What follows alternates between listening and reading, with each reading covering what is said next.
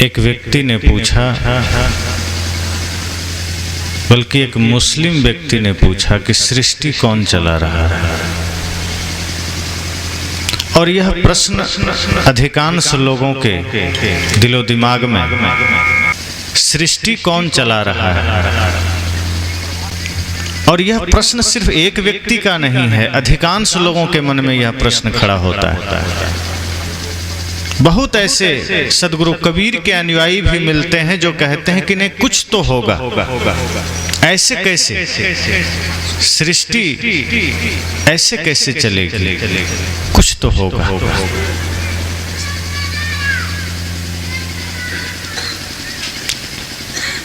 तो प्रश्न यह है कि सृष्टि कौन चला रहा है।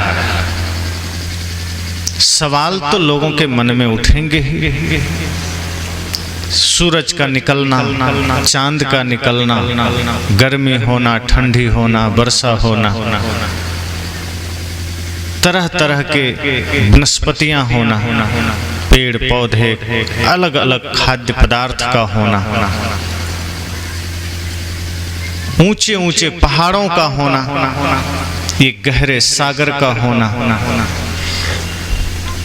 किसी सागर का जल बहुत खारा है, किसी का कम खारा है, कोई बहुत गहरा है, कोई कम गहरा है। ये संभव कैसे है? कोई तो होगा।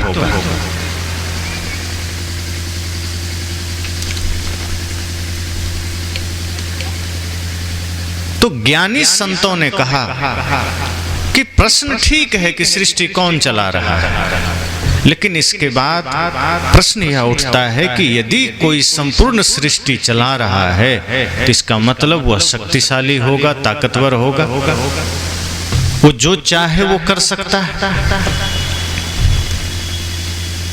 तो जब पूछा हमसे कि सृष्टि कौन चला रहा है, कोई तो होगा, मैंने कहा सृष्टि अनादि है, इसे कोई नहीं चलाता, ये ऑटोमेटिक है, स्वाभाविक है, चल रहा है। उसने कहा ये कैसे संभव है? इस सृष्टि को खुदा चला रहा है। मैंने कहा तो खुदा अगर संपूर्ण सृष्टि को चला रहा है तो सारी सृष्टि को तो एक रूप होना चाहिए, एक रस होना चाहिए। खुदा अगर इतना शक्तिशाली है कि पूरी सृष्टि को चला सकता है तो पूरी सृष्टि में कहीं कोई विरोधाभास नहीं होना चाहिए। उनकी इच्छा के बिना कोई काम हो सकता है क्या? उस व्यक्ति ने कहा नहीं, वो तो सर्वज्ञ हैं, सर्वशक्तिमान हैं, उनकी इच्छा के बिना तो कुछ भी नहीं हो सकता। तो मैंने कहा कि जितने भी अधर्म हो रहे हैं, पाप हो रहे हैं, मंदिर मस्जिद टूट रहे हैं, हिंसाएं हो रही है, व्यभिचार हो रहे हैं, क्या इसमें खुदा की इच्छा शामिल है? तब वो कहता है नहीं, ये कैसे होगा, खुदा तो अच्छा ही चाहेंगे। मैंने कहा फिर ये बुरा किसकी इच्छा से हो रहा है? अगर संपूर्ण सृष्टि का मालिक खुदा है तो इस सृष्टि में गलती किसकी इच्छा से हो रहा है? तब उन्होंने कहा कि यह तो शैतान की इच्छा से हो रहा है। तो मैंने कहा इसका अर्थ ये हुआ कि खुदा से भी ज्यादा शक्तिशाली शैतान है। तो फिर खुदा के पीछे क्यों भागते हो? शैतान की पूजा करो, शायद बात बन जाए। फिर ये भगवान के पीछे, खुदा के पीछे जाने की जरूरत क्या है? फिर तो अच्छा हो कि हम शैतान को ही बंदगी कर लें कि भैया क्षमा करना। और यदि शैतान इतना भी शक्तिशाली हो गया कि तुम्हारे खुदा का नहीं सुन रहा तो हमारा आपका सुनेगा क्या? तो फिर खुदा को क्यों मानना कि सर्वशक्तिशाली है, सर्वशक्तिमान है? तब उसने कहा नहीं, वो तो खुदा ने उसको छूट दे रखा है।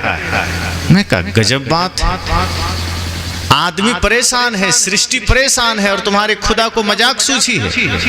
वो किसी को रख दिया कि नहीं आदमी मेरी इबादत करे, मेरी पूजा करे, और एक आदमी को रख दिया कि तुम सबको परेशान करो। ये तो ऐसा ही हुआ जैसे यहाँ रणबीर साहब आप सबको भोजन दें और एक आदमी से कहने सबका थाली छीन लेना। तो यही हुआ ना कि एक तरफ तो 4 आदमी रखे भोजन परसों और एक आदमी को भेज दे कि जाओ सबका थाली छीन लेना।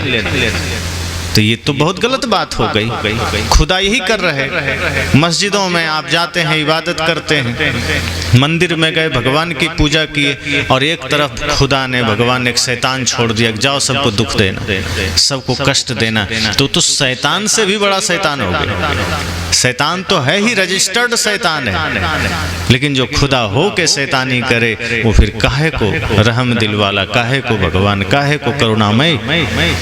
तब वो चुप हो गया। उसने कहा कि लेकिन कुछ तो है, ऐसे कैसे हो जाएगा? मैंने कहा सब स्वाभाविक हो रहा है। आदमी कोई भी कर्म करता है तो अपने मन से करता है, और आप देखिए जितना भी गलत काम आदमी करता है वो सब करता ही करता है। कभी ये कहता है कि नहीं खुदा पता नहीं क्या बोलेंगे, नहीं करना मुझे।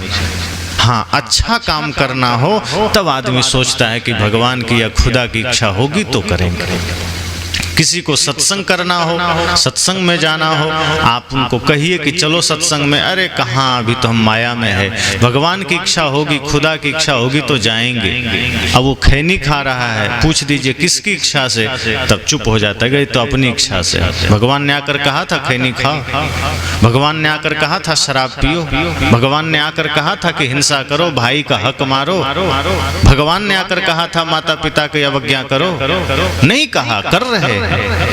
खुदा ने नहीं कहा, भगवान ने भी नहीं कहा, फिर भी कर रहे हैं कि नहीं? फिर भी दूसरे का हक मार रहे हैं, भाई का दिल दुखा रहे हैं, बच्चे को संस्कार नहीं दे रहे हैं, किसी का हक छीन रहे हैं, माता पिता को रुला रहे हैं, तो सब अपनी इच्छा से कर रहे हैं। और जहाँ धर्म की बात आ जाए, जहाँ प्रेम की बात आ जाए, जहाँ जीवन को सुंदर बनाने की बात आ जाए, तब हम कहते हैं खुदा की इच्छा होगी तो होगा, या भाग्य में होगा तो होगा। तो साहब कहते हैं नहीं, सृष्टि कोई नहीं चला रहा, कोई चला भी नहीं सकता, ये स्वाभाविक है। अगर खुदा सृष्टि चलाते तो पूरी सृष्टि में सब अलग अलग मान्य मान्यताओं वाले नहीं होते, संप्रदाय वाले नहीं होते। ईसाई खुदा को नहीं मानते, हिंदू भी खुदा को नहीं मानते, और मुसलमान भगवान को नहीं मानते, और ईसाई भी भगवान को नहीं मानते, और हिंदू खुदा को नहीं मानते, और गॉड को भी नहीं मानते। तो कोई किसी का नहीं मानता।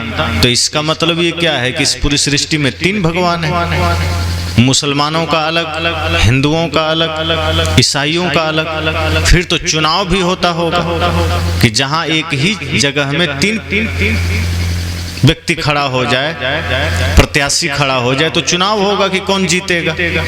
तो चुनाव में किसकी जीत होगी? ईसाइयों की जीत हो जाएगी, जनसंख्या उसी की ज्यादा है। और दूसरे नंबर पर कौन रहेगा? खुदा वाले, क्योंकि दूसरे नंबर पर उनकी जनसंख्या ज्यादा है, तीसरे में हिंदुओं की है। तो क्या ये मान ले कि जिसकी जनसंख्या ज्यादा है उसके भगवान ने दुनिया बनाई? और अगर मान लो ईसाइयों के भगवान ने दुनिया बनाई, तो मैंने कहा कि ईसाइयों का भगवान अलग है, खुदा का भगवान, खुदा मुसलमानों का अलग है, हिंदुओं का अलग है। और जनसंख्या के आधार पर देखें तो ईसाइयों की जनसंख्या सबसे ज़्यादा है, उसके बाद मुसलमानों की जनसंख्या है, उसके बाद हिंदुओं की है। तो अगर ईसाई के भगवान अर्थात गॉड ने दुनिया बनाई होती तो पूरी दुनिया गॉड के हिसाब से बनी होती। फिर कोई भी अपनी मर्जी से मंदिर नहीं बना सकता था, फिर कोई भी अपनी मर्जी से मस्जिद नहीं बना सकता था, फिर कोई भी अपनी मर्जी से अपनी मान्यताओं को नहीं चला सकता था। लेकिन ईसाई अपनी मान्यता चला रहे हैं, कोई भगवान उसे नहीं रोकता। मुसलमान अपनी मान्यता चला रहा है, कोई गॉड उसे नहीं रोकता। हिंदू अपनी मान्यता चला रहे हैं, कोई खुदा नहीं रोकता। अयोध्या में बाबरी मस्जिद ढा दिया गया, कोई खुदा नहीं आया कि इसको बचा लें, कि मंदिर क्यों बने। या फिर पहले मंदिर ढा दिया गया तो भगवान नहीं आए कि चलो हम बाबर को रोक दें। पहले मंदिर था, मंदिर ढा दिया उन लोगों ने, मुसलमानों ने, तो मस्जिद बना दिया, तो भगवान ने रोका नहीं। और अब नरेंद्र मोदी जी के कार्यकाल में मस्जिद को ढा दिया कोर्ट के निर्णय के द्वारा, तो कोई खुदा नहीं आए कि काहे ढा दिया। अगर कोई होते ऊपर तो वो आके रोकते कि क्यों ढाते हो, क्यों तोड़ते हो, हम लोग एक ही हैं। जैसे जमीन में कार्यकर्ता लड़ते हैं, ऊपर नेता सब एक ही होते हैं। कोई शादी विवाह पार्टी हुआ, सब एक साथ बैठ के खाता पीता है। लेकिन नेता लोग तो जानता है कि जब तक ये लोग लड़ रहे हैं तभी तक हम जीत रहे हैं। अगर ये लोग एक हो जाएं तो फिर अच्छे को चुन देंगे, हमको थोड़े चुनेंगे। लेकिन भगवान तो नेता की तरह नहीं है, खुदा भी वैसा नहीं होंगे, वो तो समझदार होंगे।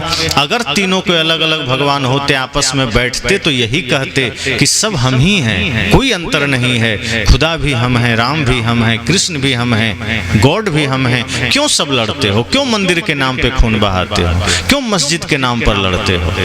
ये मंदिर मस्जिद के झगड़े तुम्हारे जीवन में इतनी ज्यादा दर्द पैदा कर दिया, इतना ज्यादा पीड़ा पैदा कर दिया, इतना विघटन मनुष्यता का कर दिया कि वो मंदिर मंदिर न रहा, मस्जिद मस्जिद न रहा। जैसे कि बूचड़खाना हो गया, जैसे बूचड़खाने में जानवर काटे जाते हैं, इसी तरह ये मंदिर मस्जिदों के कार्यकाल में इन मंदिर मस्जिद के चक्कर में इंसान काटे चले जाते हैं। मंदिर तो वह सत्य में है, मस्जिद तो वह सत्य में है जो इंसानियत को जगा दे।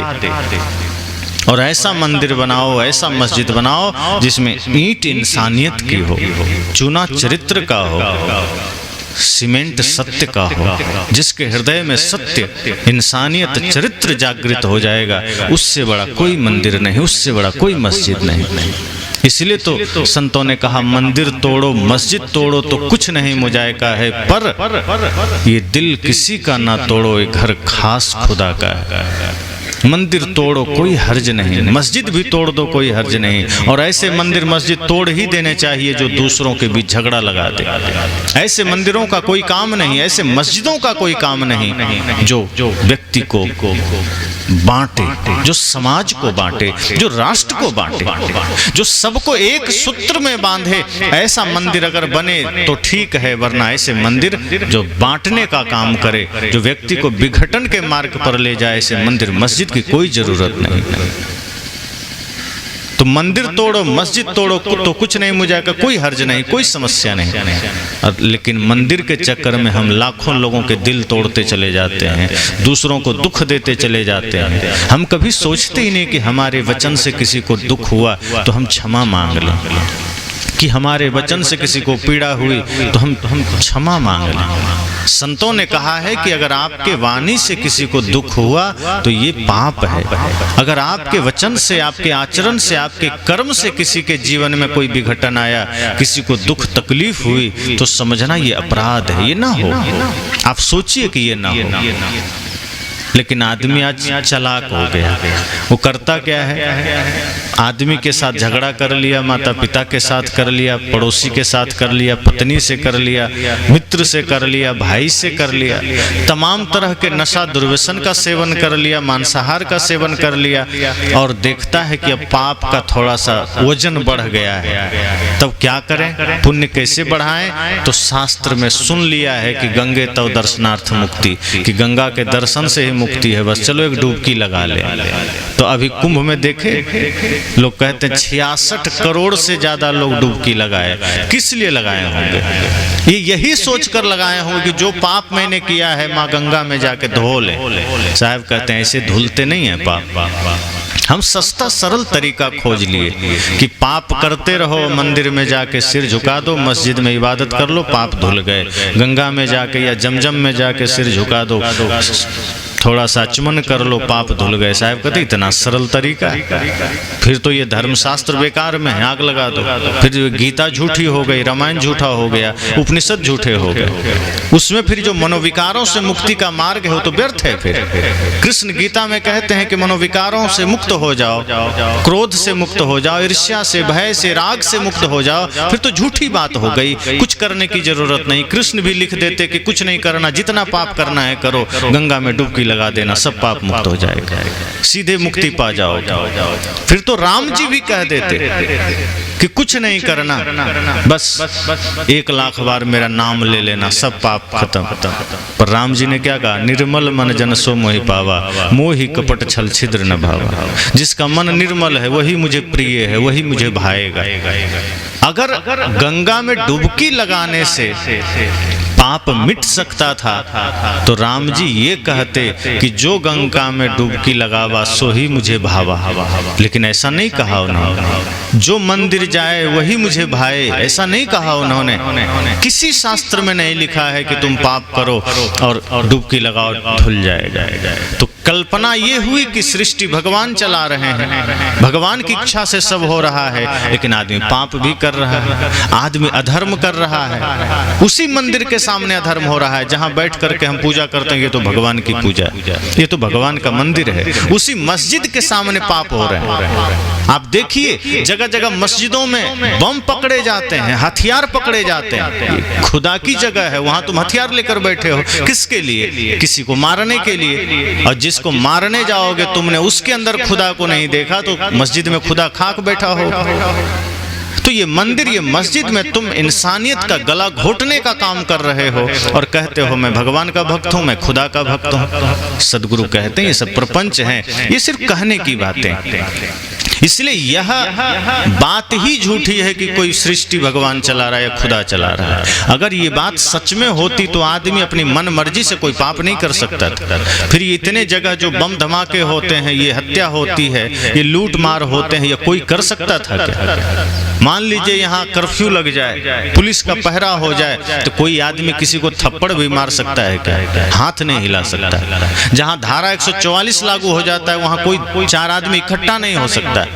ये तो पूरी सृष्टि खुदा के हाथ में है। आदमी कैसे पाप कर रहा है, कैसे कोई हत्या कर रहा है, कैसे कोई कुदृष्टि कर रहा है।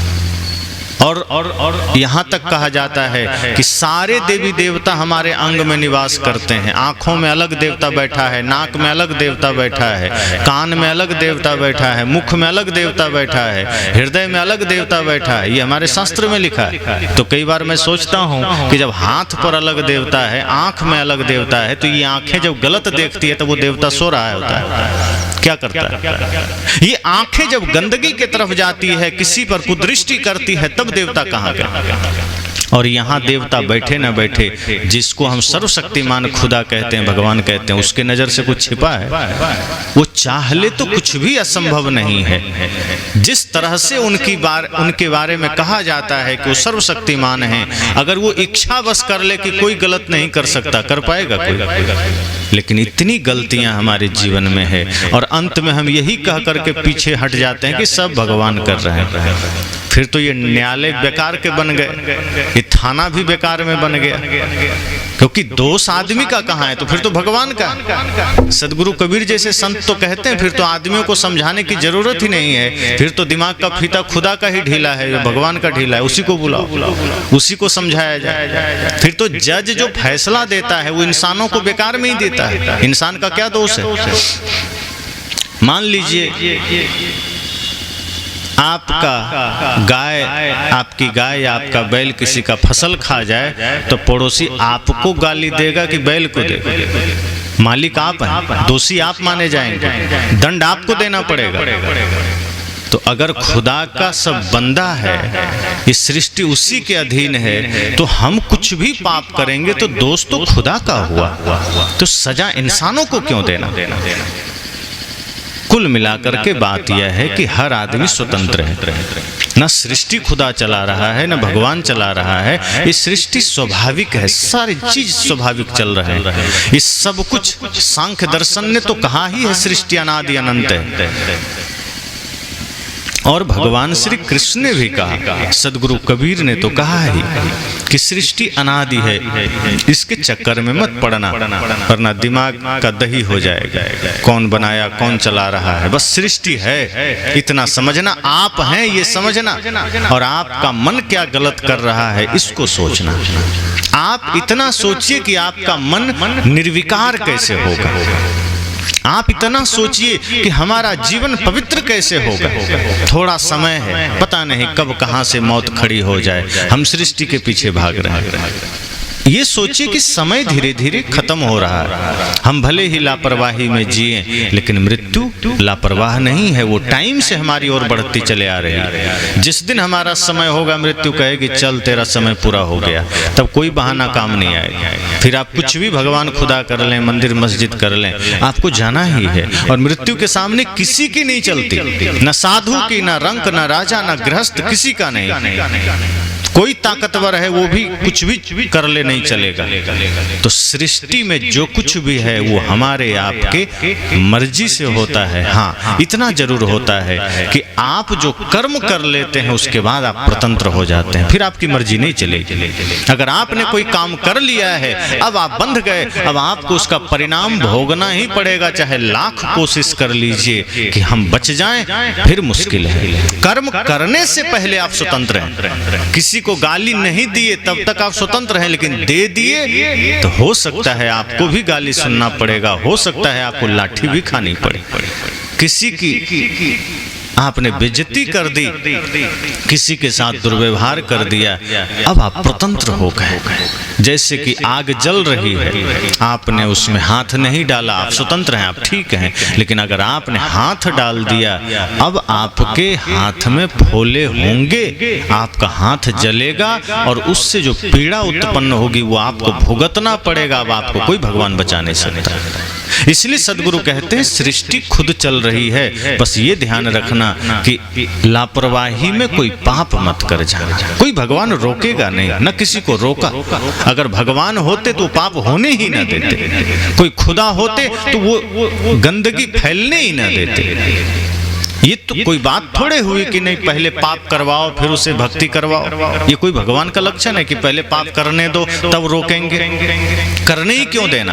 अगर किसी के पास इतना पावर आ जाए कि कुछ भी कर सकता है, वो किसी को गलत करने ही नहीं देगा। मान लो जो अच्छी सरकार होती है वो क्या कोशिश करती है कि समाज में चोरी हो ही ना।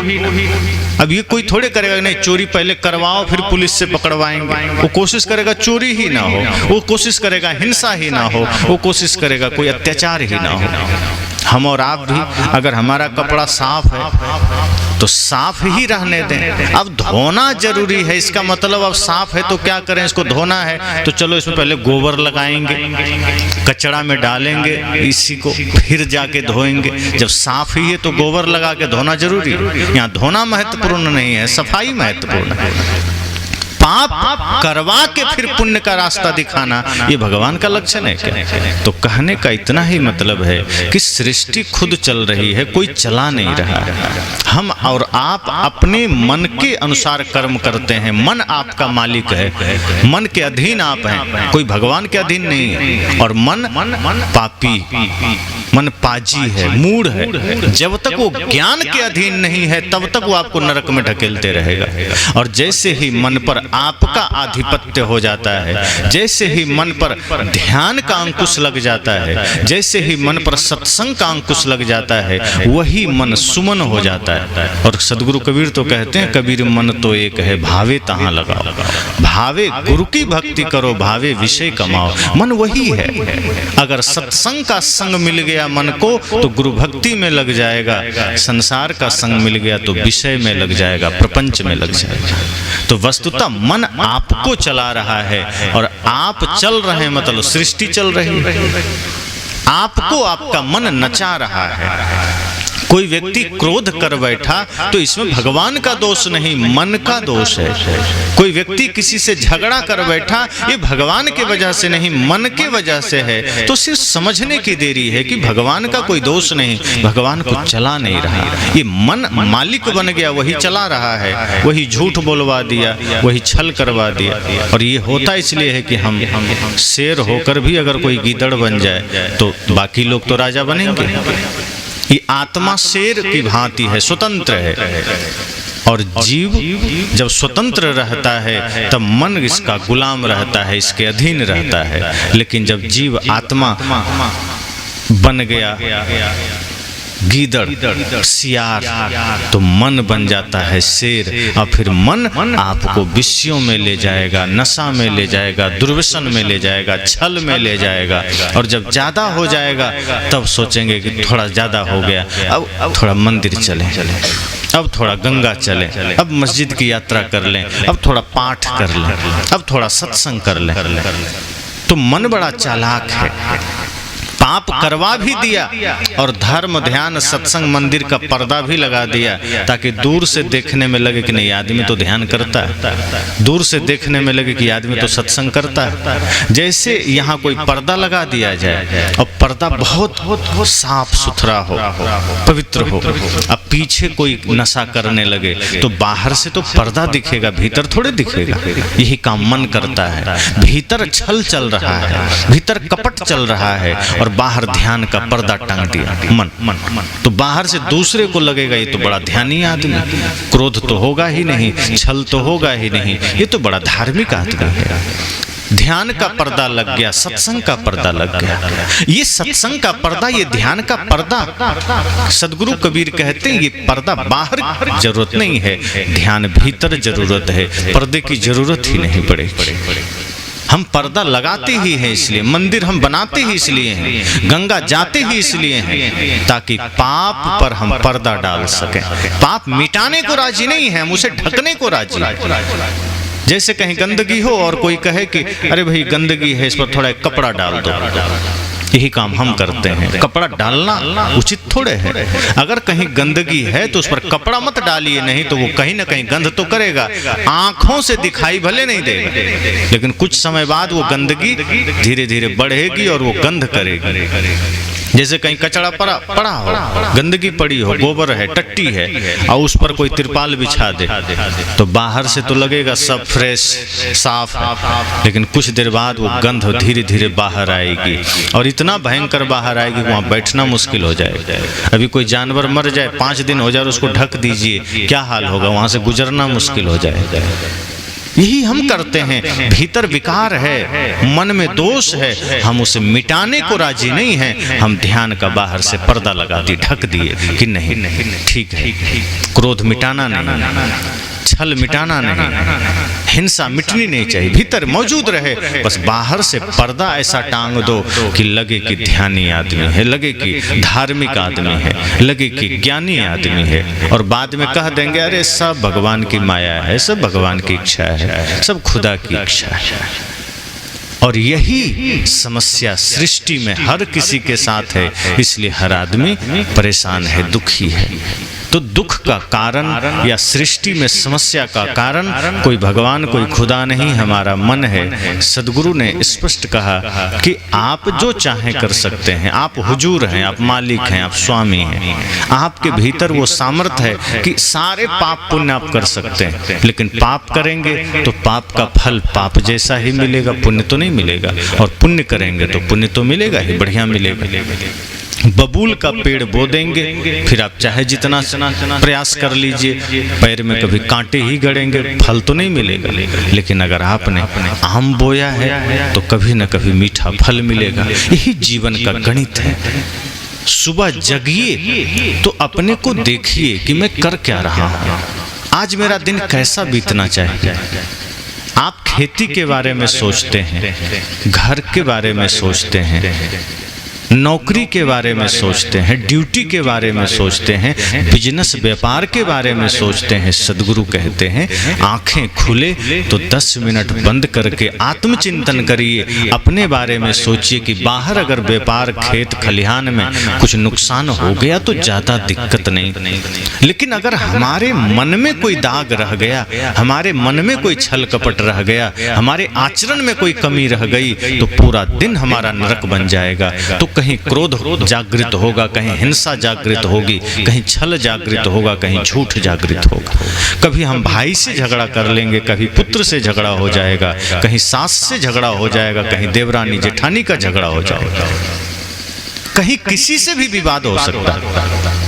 इसलिए सदगुरु कहते हैं सुबह उठिए, अपने आप को निहारिए, आत्मचिंतन करिए कि मेरा पूरा दिन पवित्र बीतना हो चाहिए, गंदगी नहीं आनी चाहिए। ये हम सोचते ही नहीं। आदमी आज इतना लापरवाह हो गया, सुबह सो के उठा, लग गया काम में, लग गया धन दौलत में। और अगर कोई आदमी गुरु से जुड़ा भी है तो सोचता है नियम है, गुरु जी ने कहा था सुबह थोड़ा ध्यान कर लेना, माला जाप लेना, तो करना पड़ेगा, नियम टूट जाएगा। नियम समझ के हम 10 मिनट बैठ जाते हैं। ध्यान को, सत्संग को नियम मत बनाना, उसको जीवन बनाना। जब नियम बन जाएगा तो वो चीज आपसे अलग हो जाएगी। नियम कभी भी आत्मा का स्वरूप नहीं हो सकता। ध्यान को आत्मस्थिति बना लीजिए। ध्यान तो ऐसा बनाइए अपने जीवन में कि वो नियम से भी ऊपर आपकी रहनी बन जाए। अलग से ध्यान न करना पड़े, बल्कि आप संसार का कोई काम भी करें तो ध्यान में ही करें, ध्यान वहां भी मौजूद रहे। हम नियम बना लेते हैं कि सुबह 10 मिनट कर लेंगे। बहुत लोग तो वो भी नहीं करते। मैं उन्हें धन्यवाद देता हूँ, कम से कम 10 मिनट करते हैं। लेकिन सदगुरु कबीर ऐसे ध्यान को कम पसंद करते हैं। वो कहते हैं नहीं, ध्यान ऐसा करना जो सांसों में बस जाए। शब्द निरंतर मनुआ राता, मलिन वासना त्यागी, उठत बैठत कबो न छूटी, ऐसी तारी लागी। सदगुरु से किसी ने कहा कि ध्यान कितनी देर करें? साहब ने कहा कितनी देर मतलब? कहा मतलब 24 घंटा में कितना समय ध्यान करें? तो कहा कितना करना की इच्छा है? कहा किसी ने कहा 1 घंटा करो, किसी ने कहा 2 घंटा करो। साहब ने कहा मान लो 24 घंटा में तुम 1 घंटा ध्यान करोगे तो 23 घंटा तुम क्या करोगे? इसका मतलब है 23 घंटा तुम बिना ध्यान में रहोगे, बिना जागृति में रहोगे, बिना होश में रहोगे, और वही 23 घंटा तुम सारा पाप करोगे। तो क्या करें गुरुजी?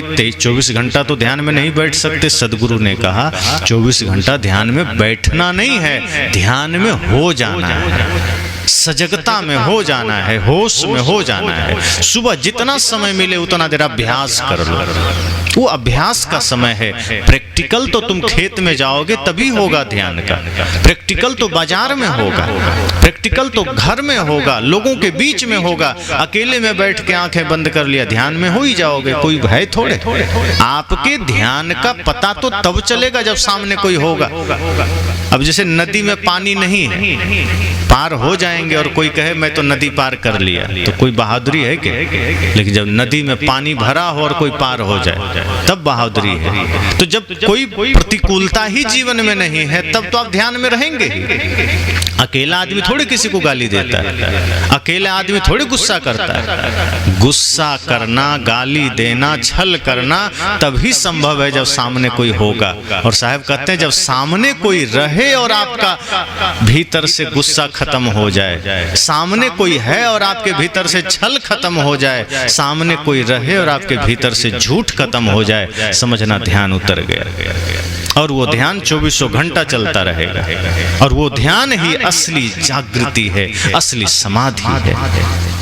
1 घंटा आप अकेले में ध्यान कर लिए और लोगों के बीच गए तो गुस्सा कर गए, तो हुआ ध्यान? ध्यान का स्वरूप ही है पूर्ण निर्मलता, पूर्ण शांति। और अगर ध्यान से उठे और बाहर गुस्सा कर लिए, ध्यान से उठे और बेटे को गाली दे दिए, पत्नी से अपशब्द में बात कर लिए, माता पिता से उलझ गए, मित्र से उलझ गए, मतलब ध्यान था ही नहीं। तो सदगुरु कहते हैं जागृति में रहो। और इसमें कोई किंतु परंतु करने की जरूरत नहीं कि भगवान चाहेंगे तो होगा। ये ध्यान आपका विषय है। आप चाहें तो जागृत हो सकते हैं, आप मालिक हैं। आपके भीतर की भगवत्ता जागृत हो सकती है, आपके भीतर का नारायण जागृत हो सकता है। सदगुरु तो कहते हैं कि आप ही राम हैं, आपके हृदय में ही भगवान बैठा है। एक आदमी ने कहा कि ठीक है कबीर साहब ने ऐसा कहा, पर हम क्यों माने? हम कबीर साहब को नहीं मानते तो हम नहीं मानेंगे, भगवान बाहर है। तो संतों ने कहा कि ठीक है कबीर साहब की बात नहीं मानोगे तो कृष्ण की बात मान लो। वो भी कहते हैं ईश्वर सर्वभूतानां हृदय से अर्जुन तिष्ठति, कि सभी भूत प्राणियों के हृदय में ईश्वर बैठा है, मान लो। वो तो आगे बढ़कर कहते हैं उपद्रष्टा अनुमंता च भर्ता भोक्ता महेश्वर परमात्मेति चाप्युक्त देहिस्मिन् पुरुषा पर। वो तो कहे कि कर्ता भोक्ता महेश्वर ईश्वर सब कुछ यही आत्मा है, परमात्मा है, अब कहाँ जाओगे। कृष्ण भी स्पष्ट कह दिया। तो वेद ने भी, उपनिषद ने भी, रामायण ने भी, गीता ने भी यही कहा कि आप स्वतंत्र हैं। कहने का मतलब यह है कि आप पर किसी खुदा ईश्वर का कोई आदेश नहीं चलता। अगर आप कुछ करते हैं उसका जिम्मेदार आप हैं, कोई भगवान जिम्मेदार नहीं है। और अगर आप जागृत हो गए तो आपके भीतर ही वो रामत्व जागृत हो जाएगा। आप होश में आ गए, आपके भीतर ही वो भगवत्ता जागृत हो जाएगी, वो सत्य जागृत हो जाएगा। इसलिए सदगुरु कहते हैं बाहर इस फेरे में मत रहना कि सृष्टि कोई चला रहा है और आप उसमें चल रहे हैं। नहीं, इस सृष्टि ऑटोमेटिक है, आपको आपका मन चला रहा है। मन को ईश्वर का नाम मत देना। ईश्वर इतना बदसूरत नहीं, इतना बेअकल नहीं जो कुछ भी कर दे। ये पाप, ये अत्याचार, ये आडंबर, ये झूठ, ये सब ईश्वर का काम नहीं है। कम से कम इतना तो ख्याल करो कि ईश्वर को इतना बदनाम मत करो कि सारे पाप ईश्वर करा रहे हैं। ये मन है सबका दोषी, और मन का शमन ध्यान से होगा। और ध्यान कालखंड में नहीं, 24 घंटे सतत। जैसे आप श्वास लेते हैं तो क्या श्वास के लिए आपको अलग से समय निकालना पड़ता है? आप नहाने जाएंगे तो समय निकालना पड़ेगा, खाने जाएंगे समय निकालना पड़ेगा, बाहर कोई भी क्रिया करेंगे तो समय निकालना पड़ेगा। अगर सत्संग और ध्यान के लिए आप कहते हैं कि मुझे समय निकालना पड़ेगा, इसका मतलब आपने उसे क्रिया समझा है, तभी समय निकालना पड़ेगा। लेकिन श्वास लेने के लिए किसी ने कहा कि क्या करें, आज तो छुट्टी नहीं है, श्वास कल ले लेंगे, आज हमारे पास टाइम नहीं है, कल श्वास लेंगे, या अभी बहुत व्यस्त है, 1 घंटे बाद श्वास ले लेंगे। श्वास आ रही है, जा रही है, आपको पता भी नहीं आ रही है, जा रही है। आदमी बेहोश है तब भी श्वास चल रही है, निद्रा में है तब भी श्वास चल रही है। सदगुरु कबीर कहते हैं उठत बैठत कबहू न छूटी ऐसी तारी। ध्यान भी श्वास की तरह हो जाए कि आप झाड़ू लगा रहे हैं ध्यान में, भोजन बना रहे हैं तो ध्यान में, खेत में काम कर रहे हैं तो ध्यान में, किसी से बात कर रहे हैं तो ध्यान में, ऑफिस में बैठे हैं तो ध्यान में, बिजनेस कर रहे हैं तो ध्यान में। आप देखो कि आपका 24 घंटे ध्यान हो गया। और जिस क्षण आप ध्यान में कोई भी काम करना शुरू कर देंगे, भूल नहीं रहेगी। अभी आप ध्यान में नहीं है, झाड़ू लगाए पीछे कचरा छूट गया। अभी आप ध्यान में नहीं है, भोजन बनाए तो नमक ज्यादा हो गया, उसमें कुछ गंदगी चली गई। अभी आप ध्यान में नहीं है, बोलते बोलते झूठ बोला गया, क्रोध में आ गए। अभी आप ध्यान में नहीं है, बिजनेस करने गए मिलावटबाजी कर दी। अभी आप ध्यान में नहीं है, पिताजी से बदतमीजी कर लिए, किसी के साथ भी दुर्व्यवहार कर लिए। जहां ध्यान में आ जाएंगे तो ध्यान का प्रकाश आपको निर्मल कर देता है, फिर समस्त सृष्टि में आपको परमात्मा का दर्शन हो जाएगा, फिर किसी से कोई दुर्व्यवहार नहीं होगा। तो सदगुरु कहते हैं ये मन आपको चला रहा है, और ये मन ही समझो सृष्टि को चला रहा है। इसीलिए सृष्टि इतनी बदसूरत हो गई, वरना खूबसूरत होती। तो सृष्टि को कुछ नहीं कर सकते आप, मन को ठीक कर सकते हैं। और जब मन ठीक होगा सृष्टि ठीक हो जाएगी। मन ठीक हो जाए तो ये दृष्टि ठीक हो जाएगी। कोई कहे कि किसी पर कुदृष्टि मत करना, उसमें आंखों का कोई दोष नहीं है। आंख तो माध्यम है, दोष आपके मन का है। जैसा भाव पैदा हुआ ये आंखें उस तरफ चली गई। अगर मन पवित्र हो जाए तो यही आंख जब जाएगी तो किसी में माँ का दर्शन करेगा, यही आंख किसी में बहन का दर्शन करेगा, किसी में बेटी का दर्शन। लेकिन मन गंदा हो गया तो फिर यही आंख वहां कुदृष्टि लेकर जाएगा, यही आंख फिर गंदी हो जाएगी। इसमें इसका कोई दोष नहीं, मन का दोष है। तो मन ही तो चला रहा है। भगवान चलाता तो ऐसा कोई कर पाता क्या? मान लो भगवान चलाते सृष्टि को, तो किसी में इतना सामर्थ्य है कि भगवान की इच्छा के विरुद्ध कोई कुदृष्टि कर दे किसी पर? अगर सबका सृष्टा, सबका दृष्टा, सबका मालिक भगवान होते तो किसी चोर के हाथ में इतना सामर्थ्य नहीं है कि किसी की जेब काट लेता, किसी के हाथ में इतना पावर नहीं है कि किसी पर गर्दन पर छुरी चला देता, किसी के धन में इतना पावर नहीं था कि वो धन को शराब में, नशा में लगा देता है, हाय हत्या लूट में लगा देता, समाज राष्ट्र के बर्बादी में लगा देता। इसलिए सदगुरु कहते हैं मन आपका कारण है, मन आपका दोषी है और यही आपका मालिक बना। इसलिए मन को समझिए, मन ही सारे बीमारी का जड़ है और इसका समाधान ध्यान है, सत्संग है। तो ध्यान 2400 घंटे हो और उसके लिए इस तरह से बैठ के ही जरूरी नहीं, वो तो अभ्यास आप कभी भी कर ले सकते हैं। सुबह उठिए, समय से आत्मचिंतन करिए कि माता पिता गुरु की कृपा से ये सूर्योदय हमें मिला। हमें अपने एक एक श्वास को सत्कर्म में लगाना है, एक एक श्वास में जगत की हित की कामना करनी है। आंखें खुले तो किसी के लिए कोई दुर्भावना नहीं, किसी के लिए कोई बुरा विचार नहीं, सतत समाज के लिए, जगत के लिए पवित्र भाव, और मेरा पूरा दिन इसी पवित्रता से बीते, किसी से मुझे कोई विवाद नहीं करना। इस संकल्प के साथ आप दिन को बिताएं, फिर आप देखेंगे आपका एक एक काम बढ़िया होगा, एक एक काम में आनंद मिलेगा। फिर आप किसी को थोड़ा सा भी कोई हेल्प कर पाएंगे, सहयोग कर पाएंगे। किसी भूखे को थोड़ा सा अन्न आपने दे दिया, किसी प्यासे को पानी दे दिया, किसी लाचार को सहारा दे दिया, लगेगा जैसे मेरे जीवन में कोई अनमोल धन मिल गया, मुझे खजाना मिल गया। आप आनंदित होंगे। लेकिन जब मन के अधीन रहेंगे तो आप किसी को कुछ देंगे नहीं, आप छीनने का प्रयास करेंगे, फिर आप हक मारने का प्रयास करेंगे, फिर आप किसी को सताने का प्रयास करेंगे, और ये सारे विकार मन के कारण हैं। तो उसी मन का शमन करना है, उसी मन को साधना है। तो इसलिए मैंने कहा कि सृष्टि कोई नहीं चला रहे,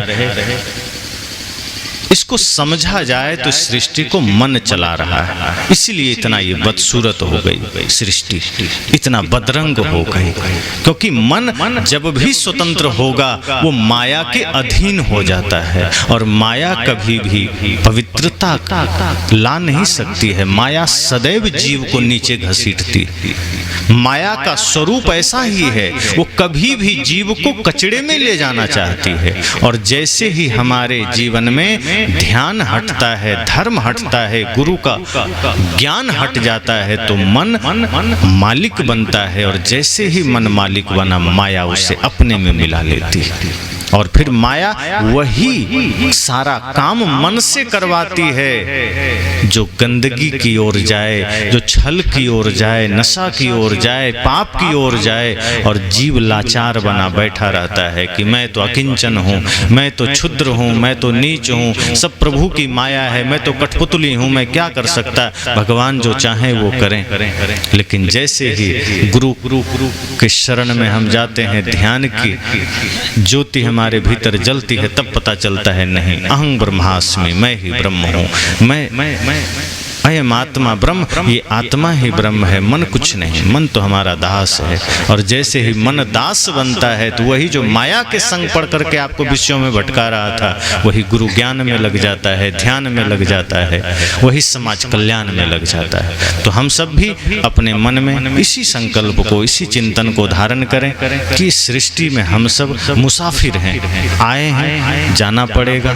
जितने रिश्ते नाते हैं ये सब संयोग हैं, कब किससे छोड़ना हो जाए कोई पता नहीं। तो इस व्यर्थ के चिंताओं में नहीं पड़ना है, आत्मचिंतन में पड़ना है। और जो बन सके परोपकार करते हुए, आत्म कल्याण करते हुए, ध्यान के द्वारा जीवन को सतत जागृत करते हुए शरीर को, प्रकृति को सौंप देना है और यहाँ से विदा ले लेना है। बस